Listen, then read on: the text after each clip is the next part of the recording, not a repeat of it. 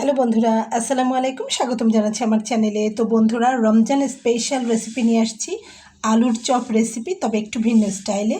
তো এখানে আমি আলু সিদ্ধ করে নিয়েছি বন্ধুরা। প্রথমেই মাহে রমজান খুবই নিকটে, তো এই রেসিপিগুলো আপনারা শেয়ার করে রেখে দিতে পারেন রমজানের ইফতারিতে।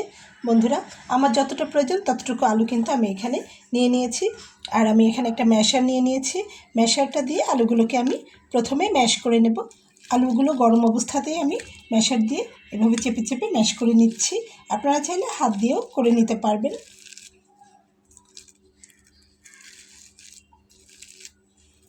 তো বন্ধুরা, ইফতারিতে যদি আলুর চপ না থাকে তাহলে কিন্তু একদমই জমে না ইফতারি আয়োজন। তবে রোজ রোজ একই স্টাইলে না করে ভিন্ন ভিন্ন নিয়মেই কিন্তু আলুর চপগুলো চমৎকারভাবে করে নেওয়া যায়। তো দেখুন, খুব সুন্দর করে আলুগুলোকে আমি প্রথমে ম্যাশ করে নিচ্ছি। আলুটা আমি খুব ভালোভাবে ম্যাশ করে নিয়েছি। এখন আমি এতে অ্যাড করব লবণ এবং কিছু ড্রাই মশলা। তো বন্ধুরা, মাহে রমজান বড়দের জন্য সিয়াম সাধনার মাস হলেও কিন্তু ছোটদের জন্য পুরো একটা উৎসব মুখর সময়।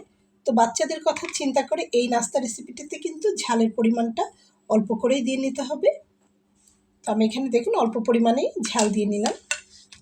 তো এখন আমি দিয়ে নেব খানিকটা চাট মশলা। চাট মশলাটা অবশ্যই দিবেন, খুবই টেস্টি হবে নাস্তাটা। তো তারপরে দেখুন এখানে দিয়ে নিচ্ছি ধনিয়া পাতা কুচি করে নেওয়া,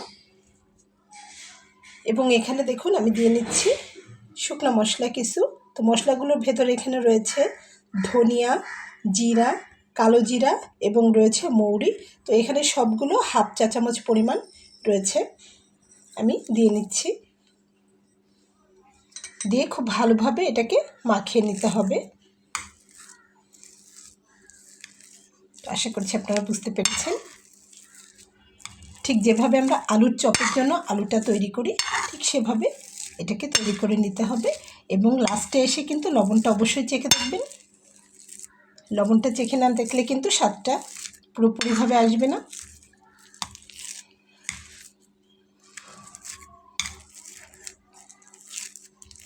বন্ধুরা দেখুন, আমি খুব ভালোভাবে কিন্তু মাখিয়ে নিয়েছি এবং লবণটাও আমি টেস্ট করে দেখেছি, একদম পারফেক্ট রয়েছে।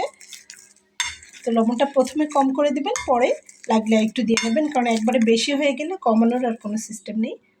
তো খুব ভালোভাবে আমি মাখিয়ে নিয়েছি। তো আলুর চপ নাস্তা রেসিপিটাকে আরও একটু মজার করে নেওয়ার জন্য এখানে আমি অ্যাড করছি সিদ্ধ ডিম। তো এখানে 2টা ডিম আমি সিদ্ধ করে নিয়েছি। তো একটা ডিমকে আমি এখানে গোল গোল করে স্লাইস করে কেটে নিয়েছি, এবং অন্য একটা ডিম রয়েছে, ওটাকে আমি প্রয়োজনে কেটে নেব। তো বন্ধুরা, আপনারাও ঠিক যতগুলো নাস্তা তৈরি করবেন বা চপ তৈরি করবেন, ঠিক সেই অনুযায়ী কিন্তু আপনাদেরকেও ডিম নিয়ে নিতে হবে।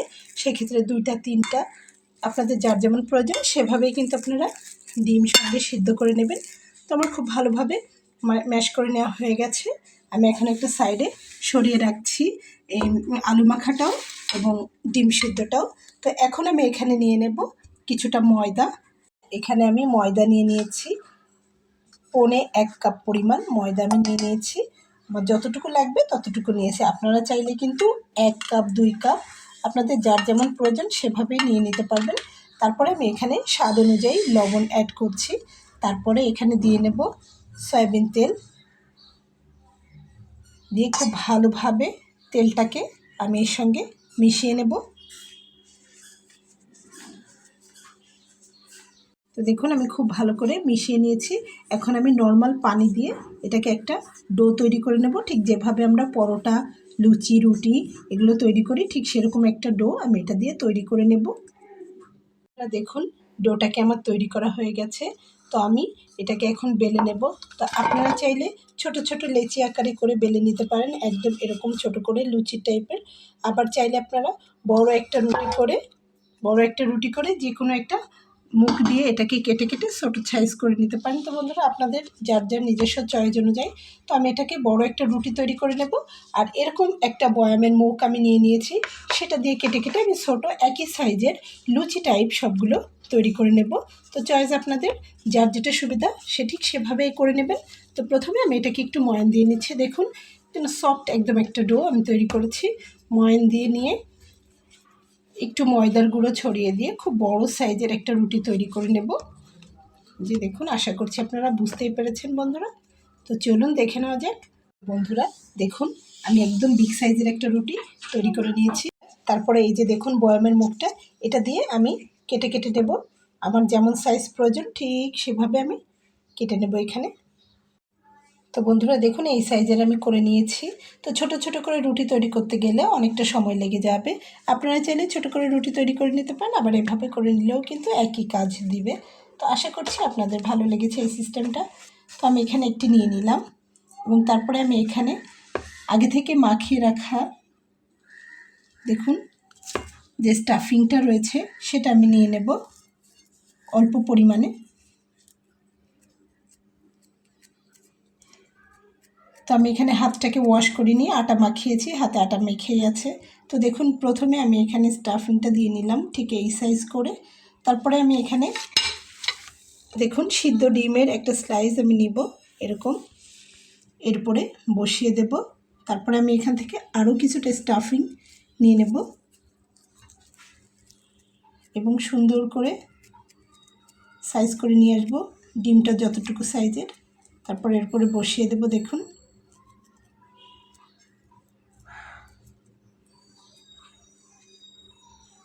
তো বন্ধুরা বসিয়ে দিলাম, দেখুন লেয়ার হয়েছে 3টা। তো বন্ধুরা তারপরে এখানে আমি একটু তেল নিয়ে নিয়েছি, হাতে তেল লাগিয়ে নেব। তারপরে সুন্দর করে এটা উপরে তুলে দেব। আপনারা চাইলে হাতে পানি লাগিয়েও নিতে পারবেন। তো পুরো রমজান জুড়ে এটা আপনাদের হবে আলুর চপ, আর এমনি সময় করে নিলে হবে স্ন্যাক্স রেসিপি। তো দারুণ এই রেসিপিটি আপনাদের আশা করছি ভালো লাগবে বন্ধুরা, বাসায় তৈরি করে দেখবেন। তো উপর থেকে কিছুটা অংশ চাইলে আপনারা কেটেও নিতে পারেন, ঠিক এভাবে দেখুন বাদ দিয়ে নেওয়া যাবে। কিন্তু মুখটা খুব ভালোভাবে সিল করে দিতে হবে এবং শেপটাকেও একদম রাউন্ড করে দিতে হবে। তো যেভাবে আপনারা রাউন্ড করতে চাইবেন হয়ে যাবে সফট একদম। এবং খেয়াল রাখবেন মুখটা যাতে খুলে না আসে। তো দেখুন ঠিক এইভাবে আমি নাস্তাগুলোকে সব তৈরি করে নেব। তো বন্ধুরা আশা করছি বুঝতে পেরেছেন, চলুন সবগুলোকে তৈরি করে নেই। তো বন্ধুরা দেখুন, আমি এখানে বেশ কিছুটা তৈরি করে নিয়েছি। তো এগুলোকে খুব বেশি তৈরি করে একসঙ্গে রাখা যাবে না, যার জন্য আমি এগুলোকে প্রথমে ভেজে নেব, তারপরে বাকিগুলো তৈরি করব। তো আপনারা এগুলোকে যে কোনো সাইজে শেপ দিতে পারবেন।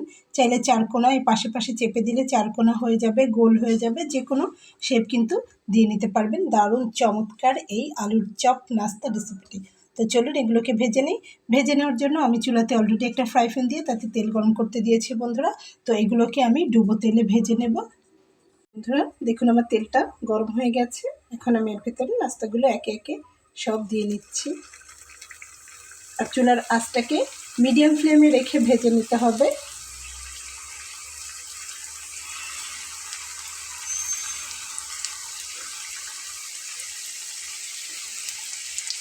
দেখুন আমি একবারেই দিয়ে নিচ্ছি অনেকগুলো।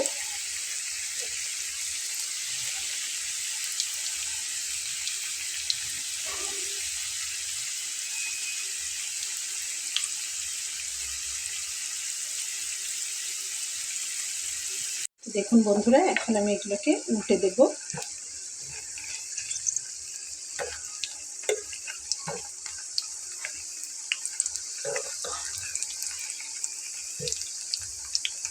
খুবই চমৎকারভাবে কিন্তু নাস্তাগুলো সব উল্টে দিয়েছি।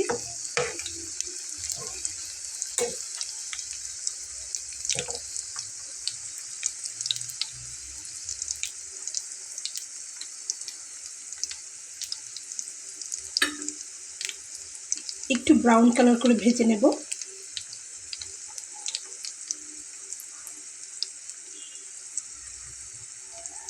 তো বন্ধুরা দেখুন একদম ফুলে ফুলে উঠেছে। তো যেগুলো হয়ে গেছে সেগুলোকে আমি তুলে নিচ্ছি বন্ধুরা। তেলটাকে ঝরিয়ে ঝরিয়ে আমি তুলে নিচ্ছি।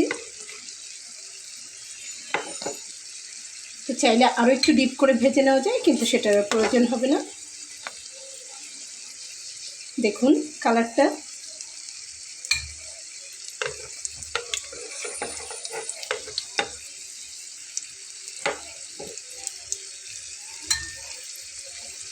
ছোট বড় সবারই কিন্তু নাস্তাটা ভীষণ পছন্দ হবে বন্ধুরা।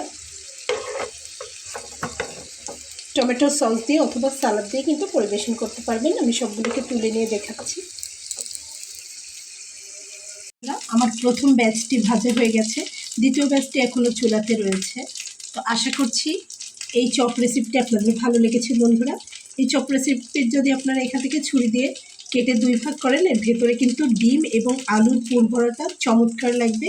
তো আশা করছি বন্ধুরা রেসিপিটি আপনাদের ভালো লেগেছে। রেসিপিটি যদি আপনাদের ভালো লেগে থাকে তাহলে আমার এই ছোট্ট চ্যানেলটিকে সাবস্ক্রাইব করে সঙ্গে থেকে যাবেন। দেখা হবে পরবর্তীতে নতুন কোনো রেসিপি নিয়ে। সে পর্যন্ত ভালো থাকবেন। আল্লাহ হাফেজ।